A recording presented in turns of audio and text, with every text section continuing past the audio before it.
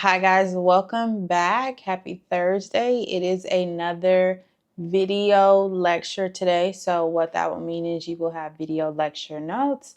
I think everyone got their notes in last time, but as a reminder, I would recommend having your Google Doc or Word document open so that you can type the answers to your video note questions as you move along with the video. Couple reminders before we get started. There is no application assignment due this week. The only thing that you have due today is your July 9th quiz and then your video lecture notes, both at 11:59 p.m.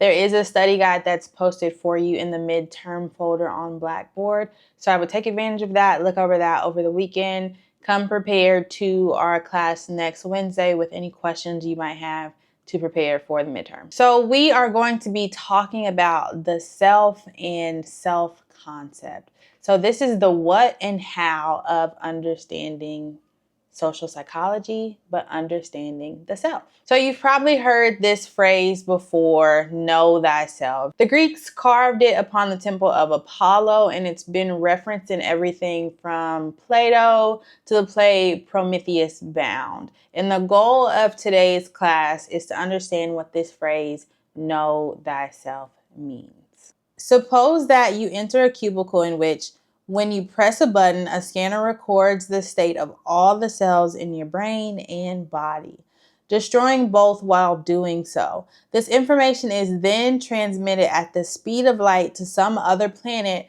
where a replicator produces a perfect organic copy of you. Since the brain of your replica is exactly like yours, it will seem to remember living your life up to the moment when you press the button.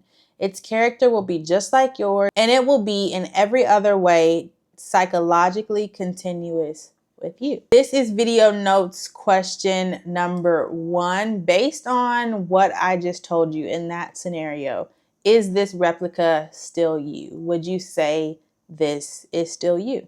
So what constitutes the self? To social psychology, there are 3 ideas, and that first one is bodily continuity. Though our bodies are always changing and rebuilding themselves, you probably get the sense that if you entered this replica body, it wouldn't be your own body. So psychological continuity is for memories and beliefs and desires, and the idea that these would all stay the same and consistent over time, because these are the things that make you you. And then continuity of the soul just suggests that there is some immaterial essence of you and whatever makes you you that survives even your death. So these are the 3 things that we'll be breaking down. So there are 3 distinct parts of the self according to William James. So the material self refers to the boundaries of the body, including your physical self and physical entities associated with you. Your spiritual self is your inner self, including attitudes, beliefs, abilities, feelings, and interests. And then your social self is your social identity, including your relationships, ethnic background, vocation, political affiliations, associations. And relationships and roles are part of the self. So video notes question number 2. If you were asked to describe yourself, what do you usually do and how do you usually do that? Would you list more social characteristics like group memberships or being a sister, an American, an SU student? Or would you mention physical or psychological characteristics like I'm a female, I'm smart, I'm athletic? So that is video notes question number 2. We talked about collectivist and individualistic cultures. So we can kind of see some of the differences here in this graph that we have.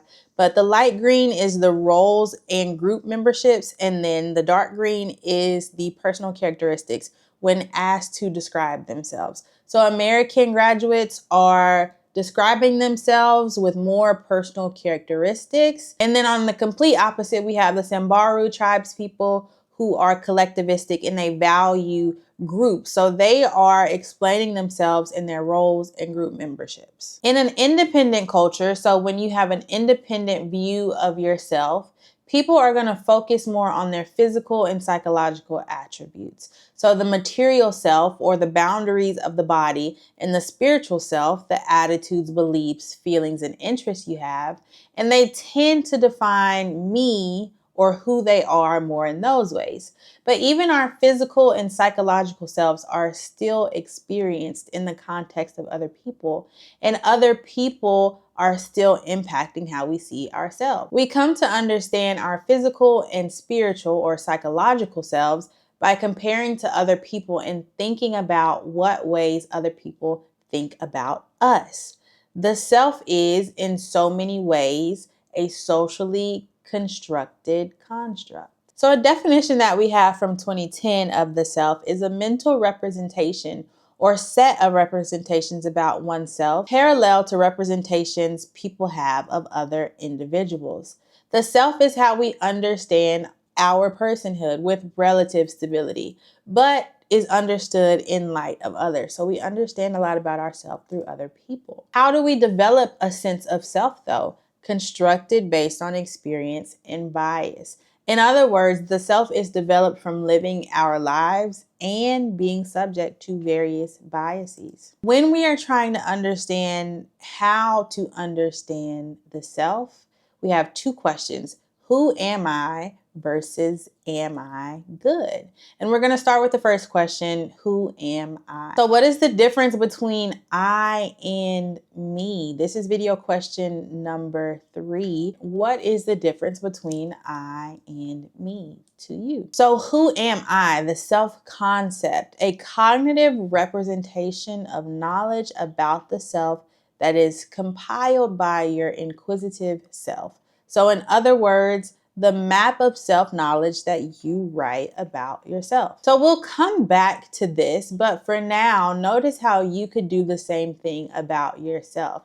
I could say Cameron, student, daughter, teacher. I could go into different categories under each. It's as simple as mapping out your relationships and the qualities brought out in you by each one. I, or the self, is the self as the subject. You are the knower, you are the experiencer, and you are the meaning maker. So understanding what it is to be conscious in your experience as the self.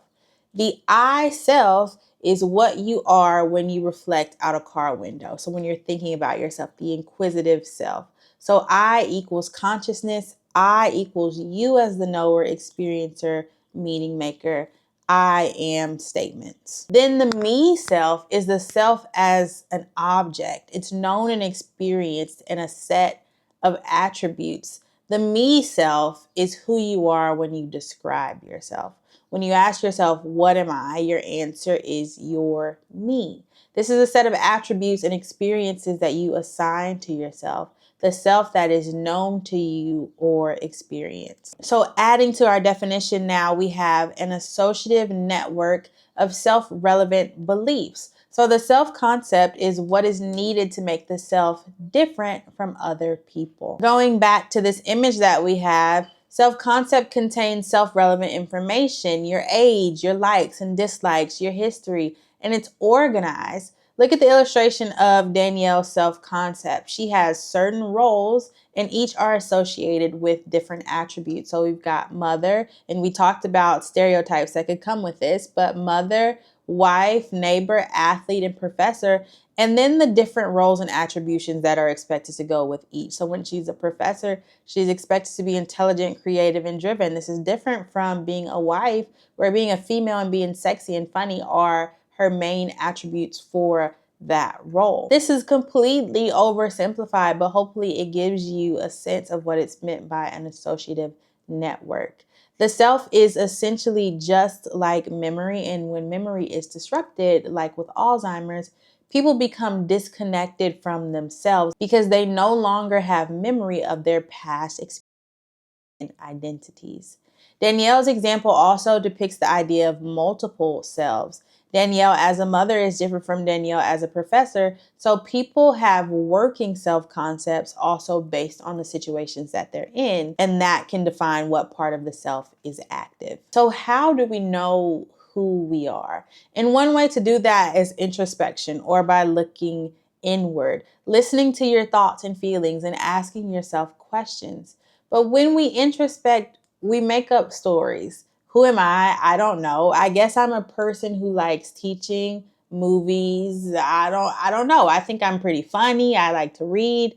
But how do we know? How do we continue to build on who we are as a person? Then there's self-perception. So observing your own behavior. Well, I said I like to read. Do I really like to read? Well, yeah, I'm reading all the time. I think I'm funny. Am I really funny? Yeah, my friends say that I'm funny all the time, right? So looking at myself, perceiving myself, and understanding my behavior. Then reflected appraisal. So looking outward or borrowing others' perceptions. What do they think about me? So reflected appraisals are figuring out who we are by paying attention to what other people think of me. Do other people think that I like to read? Do other people think that I'm funny? Observing people's responses to you. So in this image, Michael is trying to know himself and thinks, hey, Jim is laughing at my joke. Infer what they must think about you. Jim must think I'm funny, so I guess that I'm funny. Of course, if you've seen The Office, you know that Michael often misinterprets what other people think of him. So our reflected appraisals are based on the social world, but this is not always accurate. We can be wrong. We make a judgment about what we think about other people think of us, and we might be right or wrong. We might not know. Oftentimes we don't know. So 2 is social comparison, assessing attributes relative to others. Another way that we can understand the social self is by comparing to other people. Do I read as much as other people? Am I as funny as other people? Michael thinks, man, I'm a lot funnier than Toby today. I guess I'm pretty funny. But I'm not as funny as Ryan. Ryan is the funniest, most wonderful person I know. So I can't be that funny. Video notes question number 5. If you felt bad about your grades, who would you compare yourself to and why? 1, someone that you believe is smarter than you, or 2, someone who you believe you are smarter than. That's video notes question number 5. Motivated social comparisons. There are upward social comparisons and downward.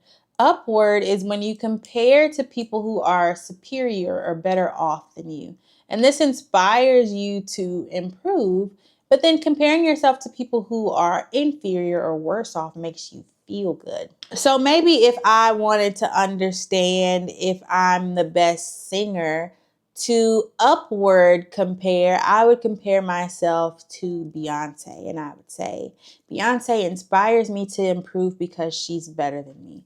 But someone who would be downward, I might say the yodeling kid from Walmart, because I don't think he can sing. So that would be a downward comparison because it makes me feel better about my craft. Another scenario, if you wanted to know whether you're good at basketball, who should you compare yourself to? To A, Steph Curry, B, Pete Davidson, or C, your roommate? So to get a good answer, we're likely to select someone that's roughly similar to ourselves. But your roommate is probably where you'd start in the comparison process because you're both similar, you're both students at SU. It's putting you at a neutral starting ground. And you're looking for someone, again, roughly similar to yourself to make that comparison.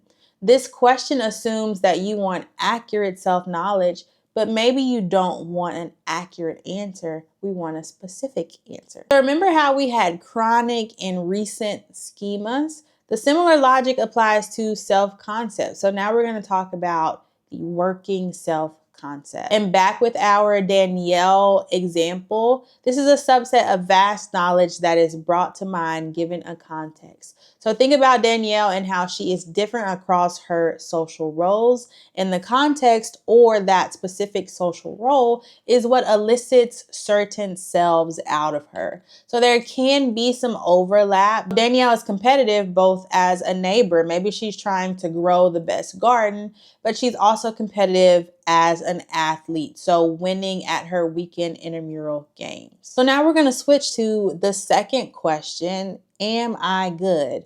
That is the second question that we are asking when we're trying to understand ourselves. To answer questions of am I good, we look at self-esteem, which is the evaluation of the self as generally positive or generally negative. So this is the self-esteem distribution of this class last year. And you could see that most people had fairly high self-esteem.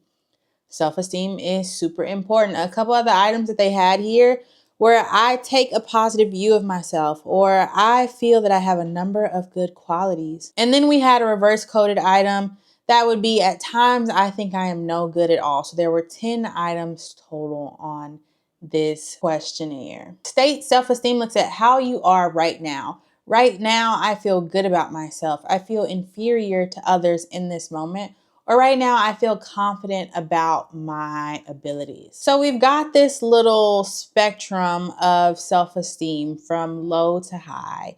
And trait self-esteem is going to be stable across situations, but state self-esteem and who you are is going to change a little bit depending on the context. Video question number 6 is, what are some other situations where your state self-esteem would differ from your trait self-esteem? So contingencies of self-worth. This is one perspective on self-esteem. As people, we don't and we can't care about everything.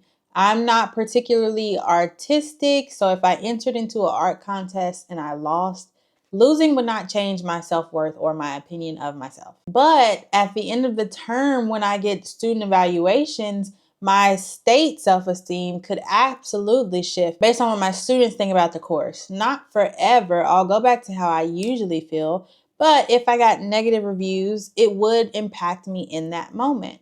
And that's just a personal example, but there are 7 domains that people suggest will shape the self-esteem for college students. And there is a scale to measure how much your self-esteem is based on each domain. So the first one is others' approval. This would be, I can't respond myself if others don't respect who I am. Physical appearance. When I think that I look attractive, I feel good about myself. Outdoing others in competition. I feel worthwhile when I perform better than others on a task or skill. 4 would be academic competence. I feel bad about myself whenever my academic performance is lacking. Family support and love. Knowing that my family members loves me makes me feel good about myself. Being virtuous or a moral person, doing something I know is wrong makes me lose self-respect.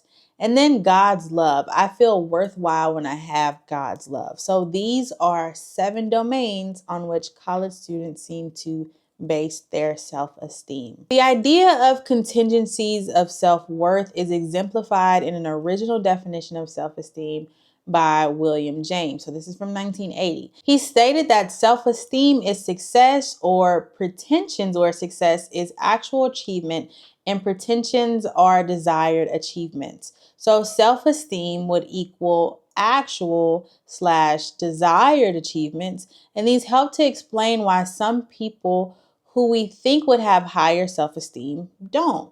Their standards are even higher than their achievements. On the flip side, this helps to explain why some people who we would think have low self-esteem see themselves really favorably. They're doing more than their desired or expected achievements, surpassing their own pretensions. This also helps us understand why your self-esteem may depend on specific domains that you value. You need your actual achievements to exceed your desired achievements, so it all depends on the domains where you desire to make achievements. There's another perspective on self-esteem that would suggest that we are all concerned about the same factors, not just the ones that we value most. From the sociometer perspective, self-esteem is a gauge of one's level of social connection, and it suggests that self-esteem is functional. Low self-esteem indicates low social connection, which is useful information. And then negative feelings that result are motivating. They encourage people to re-engage. And this is continuing with that evolutionary oriented idea that we need social networks to function, thrive, and succeed. Video question number 7. According to sociometer theory, in which of the following situations would you expect the greatest change in your state self-esteem? Is it A, failing an important exam, B, getting ignored or left out by your friends, C, losing an important sports competition, or D, getting dumped by a romantic partner? According to the sociometer perspective, everyone should be more careful about B and D. So getting ignored or left out by your friends, and then getting dumped by a romantic partner. or at least people should tend to care more about B&D. This is more class data from Trait Self-Esteem. Greater loneliness is associated with a decrease in trait self-esteem, and greater time spent socializing is associated with an increase in self-esteem. So we're seeing here the connection and the correlation between trait self-esteem and loneliness, and then trait self-esteem and time spent socializing with others. This quote introduces the central idea behind objectification theory as proposed by Fredrickson and Roberts in 1997. They say that sexual objectification happens when a woman's body or parts of it are treated as separate from her identity and personhood. This reduces women to instruments, valued more for how they look or what pleasure they can provide rather than who they are. In this framework, women are not just seen as people, but as bodies for others' use and pleasure. This shift from subject to object has deep psychological consequences, including impacts on self-esteem, body image, and mental health, which we'll talk about later. Although objectification most often is experienced by women, it's not exclusive to women. Objectification theory highlights three key aspects of how sexual objectification operates. So the first is the gaze, and this refers to the way women are visually inspected, judged, or evaluated, often in ways that focus on their appearance or their body parts. The idea is that women are constantly aware of being looked at, especially through a sexualized lens. Then self-objectification would be over time that external gaze can become internalized. Women begin to monitor themselves from a third-person perspective, prioritizing how they look over how they feel. This leads to chronic body surveillance. And then finally, consequences for quality of life. This self-objectification has real psychological consequences and costs. It's been linked to issues like body shame, anxiety, disrupted flow of thoughts, and lower self-esteem, ultimately impacting women's overall well-being. This model shows how objectification-related processes influence self-esteem and behavior. We start with body surveillance, the constant monitoring of one's appearance. This leads to body shame when individuals feel like they don't meet cultural beauty standards. At the same time, body surveillance also predicts contingent self-esteem. That is, self-worth that depends on how one looks. When self-esteem is contingent on appearance, it can fuel both self-sexualizing behaviors like dressing or behaving in ways that emphasize sexual appeal, or lower overall self-esteem, especially when appearance standards aren't met. Finally, all of those factors, body surveillance, shame, and contingent self-esteem, feed into one another and affect both how people feel about themselves and how they present themselves to the world. The takeaway here is that objectification isn't about their appearance. It reshapes how people understand their own value. So we know that self-esteem is a measure of how positively or negatively we see ourselves. It's distressing and motivating to see ourselves negatively because people have a need to maintain and protect high self-esteem. We have self-serving biases and positive illusions that allow us to do this. This is where self-enhancement comes in. The definition we have is the goal of the self is to maintain an overall self-image of being competent, worthy, and an adaptable person. So one self-enhancement strategy is called the better than average effect. Only half of us can be better than average, but we all find ways to think that we are. Overclaiming personal responsibility for shared activities is related. People do more than others, more housework chores. People tend to say they're more friendly than others, better drivers than others. Better than average because we pay attention to the things that we're good at. Self-handicapping is when we're so concerned about failing that we essentially get in our own way so that we have something to blame if we fail. So for example, if I wait until 5 p.m. to do an assignment that's due at 11:59 and I get an F on the assignment, I can say, well, if I would have started the assignment earlier, then this wouldn't have happened. And this isn't my best work because I didn't start the assignment when I should have. So again, protecting that high self-esteem. But what happens when the self-concept is threatened? When people do remember negative feedback and they can't make excuses for their failures, and they have concrete evidence that they are not better than average, they tend to try to restore their positive self-image through self-affirmation. So remember, the goal of the self is to maintain an overall self-image of being positive, worthy, competent, and an adaptable person. People who have these self concepts have various components. The self is composed of many domains, which include an individual's values, their social identity, their roles, their goals, and their relationships. Basically, the idea is that the self has many domains. When we experience a threat in one domain, it threatens our overall positive self image. Threats come in many different forms. For example, getting failure feedback could threaten your identity as a capable student. Getting threatening health information could threaten your identity as a healthy individual. Self affirmation suggests that although some experiences can threaten a positive self image, you can compensate for that one specific threat by thinking about another value or another domain. Thinking about or writing about how you're a good friend can restore your overall positive feelings about yourself after failing an exam. So people tend to do this sort of thing. Here they consider good things about themselves in another domain when they face a threat in a different domain. Since your first application assignment has been graded and returned to you, we can use that as an example. So first of all, not doing well on one assignment is not the end of the world in this class, but also the self is broader than the self as a student. Having a threat to the self as a capable student is still just one aspect of the self and need not threaten your overall positive self image. If you're getting some feedback right now and not doing as well as you'd like on your exams, sure, find another study strategy for next time, but also reflect on yourself as a whole person and think about how well you're doing in other domains that are important to you. Next class, we'll talk about how we present ourselves and regulate ourselves towards important goals. And with that, congratulations on being done with week 2's content. So in week 3, we'll be talking about self-presentation and regulation, attitudes, and then attitude change and persuasion. The access code for today's quiz is up on the screen. Make sure that you take your quiz until you get a 100. For your video lecture note submission, make sure you only submit a Word document or a PDF. Your midterm study guide is posted for you, and there's also an extra credit opportunity posted for you. So look into both of those, and I will see you guys on Monday.